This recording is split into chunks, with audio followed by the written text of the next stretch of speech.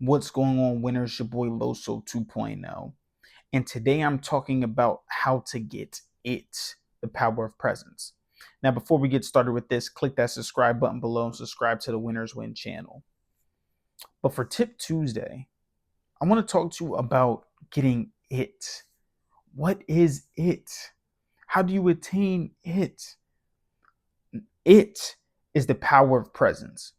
Have you ever met someone who goes into a room and they just light that room up? The energy shifts towards them.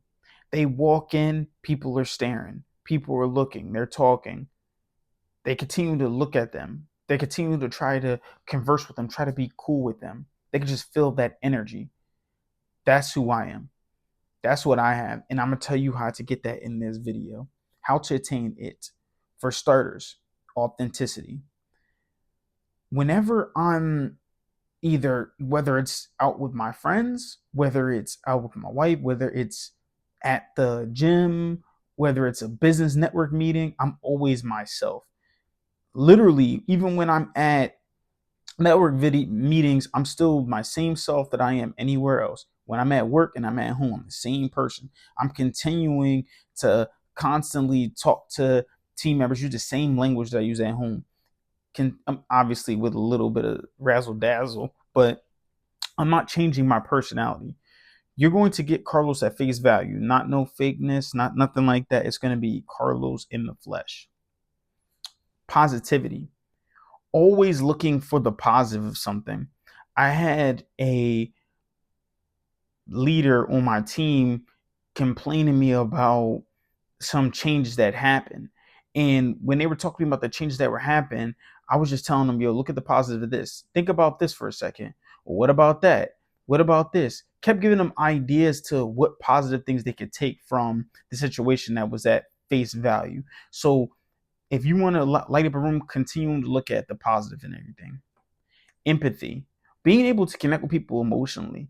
A lot of times people look at team members or just look at people in general as a number, just another number out there, just another person, not that billions and billions of people that there are in the world. No, take the time to actually understand people's emotions and listen to their emotions. Great leaders, great listeners. Clear vision. I think the one thing I took from this book by Ben Settle, who's like basically the top copywriter in the world, email copywriter, was the idea that you always put your mission above everything else. It was a book called How to, or the 10 Steps to Being the Greatest Villain, but it was a book about becoming a leader in a way. Why the Joker was so powerful. And it was because he had a clear vision. Lex Luthor had a clear vision. They all had clear missions. When you have that mission ahead of everything else, people understand what that mission is. They can feel the energy of that mission. It's so weird how energy works. Salesmanship. See, when people think sales, they think of sleazy car salesman. No, I'm talking about the ability to communicate, because you have to know this for everything. You have to sell yourself to get in a relationship. You have to sell yourself to have your team members create or follow the vision that you have. You have to sell yourself to get that job. You have to sell products or services. If you're not selling, you're broke, honestly. So having that clear salesmanship ability to persuade people to take action is a big part of being a leader, and having that presence too as well. People can feel that you effectively know how to communicate. Lead by example.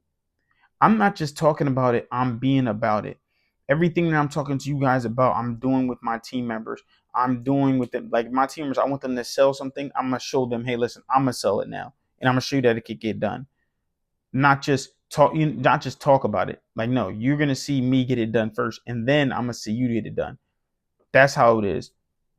And if I can do it, I know you can, because there's no difference between me and you. It's just a matter of just discipline.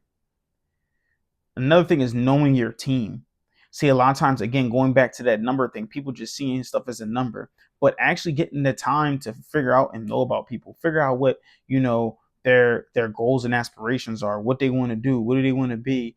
Get to know people. Actually, a lot of times when I go to visit my locations, when I'm working with my team members, I'm sitting there and I'm talking to them just about life first before I even get into any numbers or anything like that. And the last thing is to be the best student.